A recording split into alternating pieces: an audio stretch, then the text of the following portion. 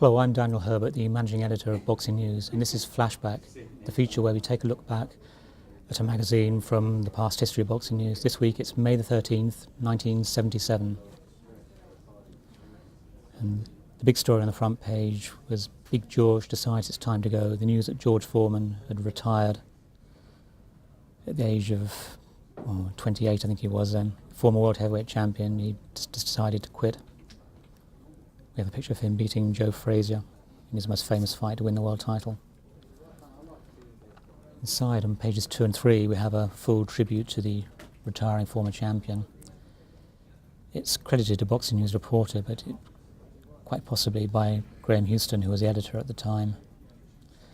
And the subdeck, which we say farewell, is, "Now Mother won't have to worry anymore," says George. Obviously Foreman's worried about what his mother might think of him boxing.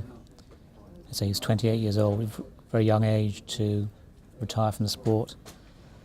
But George had been champion 4 years earlier. He demolished Joe Frazier in 2 rounds in Jamaica. A sensational fight. He had Frazier up and down 6 times, I think it was, actually demolished him.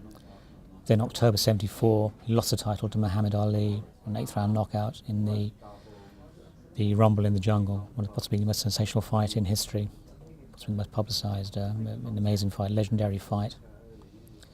And we have a special sub-story on that fight, amazing fight. That's the story leading off saying many good judges considered that George Foreman would demolish an ageing Muhammad Ali when they met in George's 3rd title defence in steamy Kinshasa, Zaire, October 1974.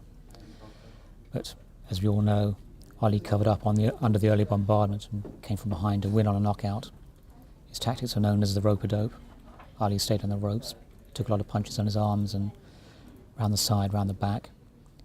And eventually Foreman punched himself out and Ali came back and knocked him out in round 8 with an amazing sequence of punches. Interesting enough though, the unnamed Boxing News reporter finished with this paragraph saying, "George is still young enough to come back and have lucrative and meaningful fights with the top heavies. He could take care of most of them, but for the moment it looks like goodbye to George." Now, that turned out to be prophetic because of course 10 years later, 1987, Big George Foreman did come back. He'd gone away and found religion, become a preacher, was working in a local church in Texas. He did decide to come back, and he went all the way to winning a heavyweight title again, or winning a version of it by knocking out Michael Moorer in 1994 with another sensational win. He was then 45 years old.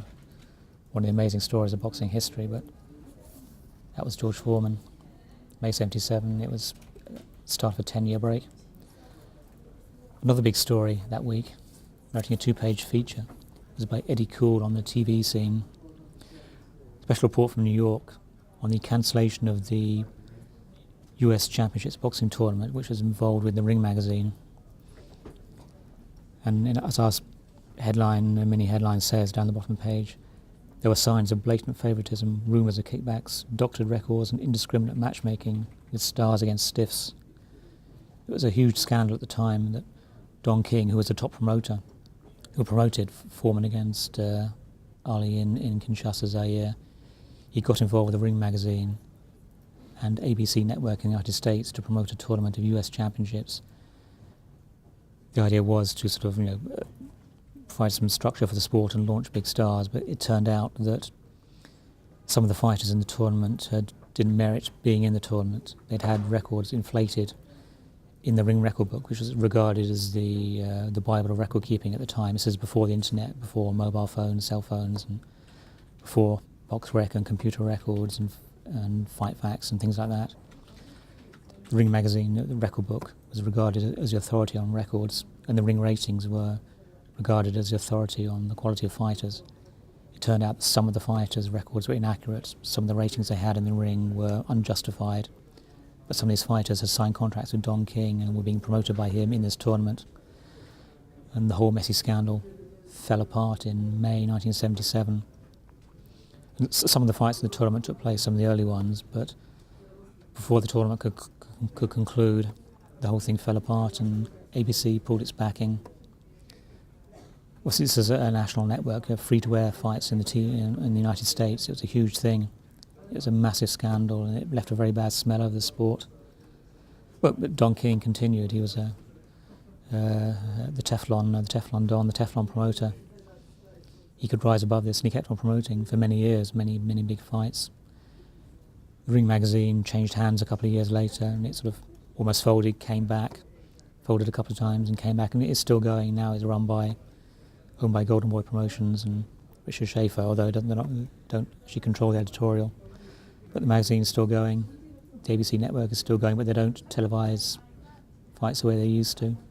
Even Don King is still going, although he's not really one of the major promoters anymore, but he's still around, so that was a huge scandal at the time, a massive story. Anyway, that was Flashback, May 13th, 1977.